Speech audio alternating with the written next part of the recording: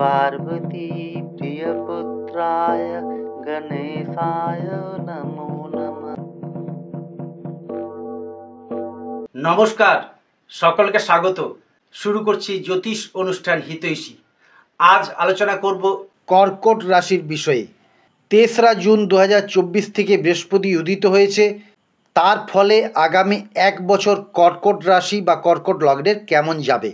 সেক্ষেত্রে কালপুরুষ রাশিচক্রের মধ্যে শনি এবং মঙ্গলের অবস্থান যথেষ্ট গুরুত্বপূর্ণ ভূমিকা পালন করবে। তার ফলে আপনার জীবনে কি ঘটবে, কখন শুভফল পাবেন, সেটা আমি উল্লেখ করব। খুব সংক্ষেপে আলোচনা থাকবে। এছাড়া বিস্তারিত বিশদভাবে আলোচনা যেটা করব সেটা মাসিক রাশিফলে। তো আলোচনা শুরু করা যাক। আমাদের গোচরে যে গ্রহ পজিশন সেটা আমি স্ক্রিনে ডিসপ্লে করছি, আপনারা দেখতে পাচ্ছেন। দীর্ঘসূত্রী যে 4টে গ্রহ সেই সম্বন্ধে আমি বলেছি। বৃহস্পতি প্রায় 1 বছর আপনার রাশির আয় স্থানে থাকবে। 15ই মে 2025-এর পর থেকে বৃহস্পতির সঞ্চার হবে। 2025 সালে মার্চ মাসের পর শনিদেব আপনার রাশির ভাগ্যস্থানে প্রবেশ করলে আপনারা ঢাইয়া থেকে মুক্ত হবেন। এছাড়া প্রায় 1 বছর কাল রাহু কেতু একই জায়গায় অবস্থান করছে। তো গড়পড়তা বিচারে জুন মাস থেকে 1 বছরের ফলাফল যেটা বলবো সেটা আপনাদের প্রত্যেকের ক্ষেত্রে মিলবে।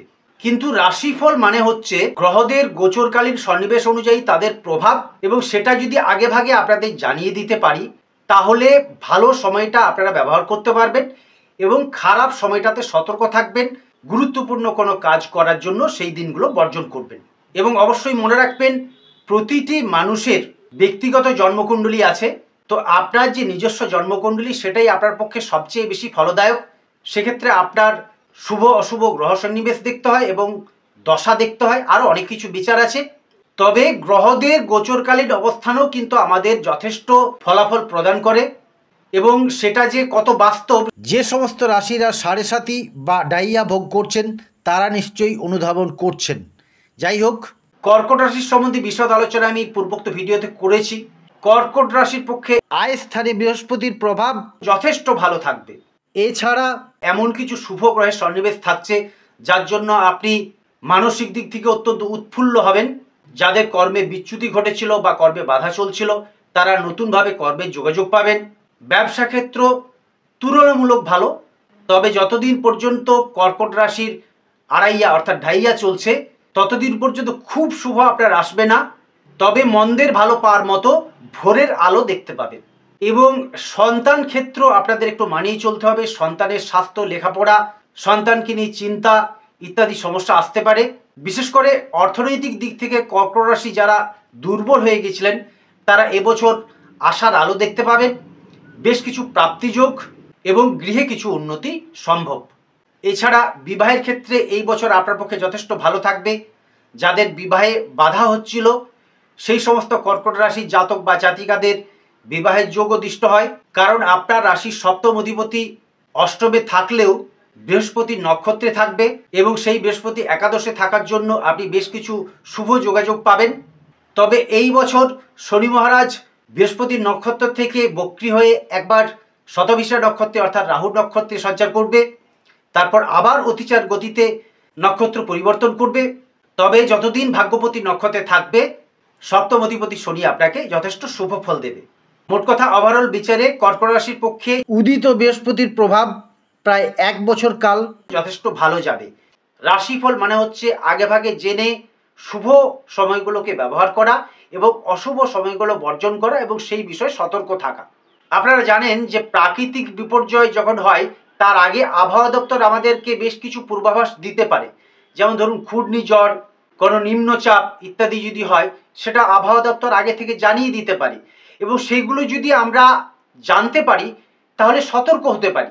রাশিফল মানে হচ্ছে গ্রহ নক্ষত্রের প্রভাব অনুযায়ী আপনার জীবনে আপনার রাশিতে কি কি আসতে পারে সেগুলো আগাম জানিয়ে দেওয়া। ঝড় ঝঞ্ঝা তুফানের ক্ষেত্রে যারা সমুদ্র তীরবর্তী অঞ্চলে বাস করেন তাদেরকে আগে থেকে যদি অ্যালার্ট করে দেওয়া হয় তারা ওই জায়গা থেকে সরে যান। যারা কাঁচা বাড়িতে থাকেন বাড়ি পরিত্যাগ করেন, কারণ বড় রকম প্রাকৃতিক বিপর্যয় যদি হয় আপনার পাকা বাড়ি হয়তো সেটা সামলে নিতে পারে কিন্তু কাঁচা বাড়ি ভেঙে পড়তে পারে। তো সতর্কতা যদি জানা থাকে আপনি নিজে থেকেই সেই জায়গা পরিত্যাগ করে নিজেকে ঝঞ্ঝাট মুক্ত করতে পারেন। তো এক্ষেত্রে আপনার জন্মকুণ্ডলী কাঁচা বাড়ির মতো না পাকা বাড়ির মতো, সেটার জন্যই আপনার জন্মছকটা একবার অন্তত কোনো জ্যোতিষীকে দেখিয়ে নেওয়া দরকার। আপনার জন্মকুণ্ডলিতে কি কি গ্রহের পজিশন আছে, কেমন অবস্থায় তারা আছে, শুভ গ্রহ কোন জায়গা আছে, অশুভ গ্রহ কোন জায়গা আছে, কোন অধিপতি কোন জায়গায় আছে, কোন অধিপতির দশা চলছে, সেটা একবার দুবার মাঝে মাঝে দেখিয়ে নেবেন। আমি মনে করি একবার যদি ভালোভাবে কোনো জ্যোতিষীকে আপনারা দেখিয়ে নেন তাহলে একটা ধারণা পাওয়া যায়, এবং সেক্ষেত্রে কোন গ্রহের প্রতিকার করলে বা কি করলে আপনার ভালো হবে সেটাও কিন্তু জেনে নেওয়া যায়। তাই আপনার জন্মকালীন যে জন্মছক সেটাই আপনার সবচেয়ে বেশি ফলদায়ক, এবং দশাফলও আপনার পক্ষে যথেষ্ট ফলদায়ক। তবে রাশিফল হচ্ছে এই গোচরকালে গ্রহদের সন্নিবেশ অনুযায়ী সাময়িক আপনি কিভাবে থাকবেন তার একটা আগাম পূর্বাভাস দিয়ে দেওয়া যায়। যাই হোক, রাশিফলগুলো ফলো করুন, কারণ রাশিফলে প্রত্যেক মাস সম্বন্ধে ডিটেলস বলা থাকে, এবং সেক্ষেত্রে কয়েকটি দিন আমি ইন্ডিকেট করে দিই। আপনারা আগে ভাগে আপনাদের শুভ ফলগুলো জানতে পারবেন, শুভ সময়গুলো জানতে পারবেন, এবং অশুভ সময়গুলো বর্জন করার জন্য তৈরি থাকতে পারবেন, সতর্ক থাকতে পারবেন।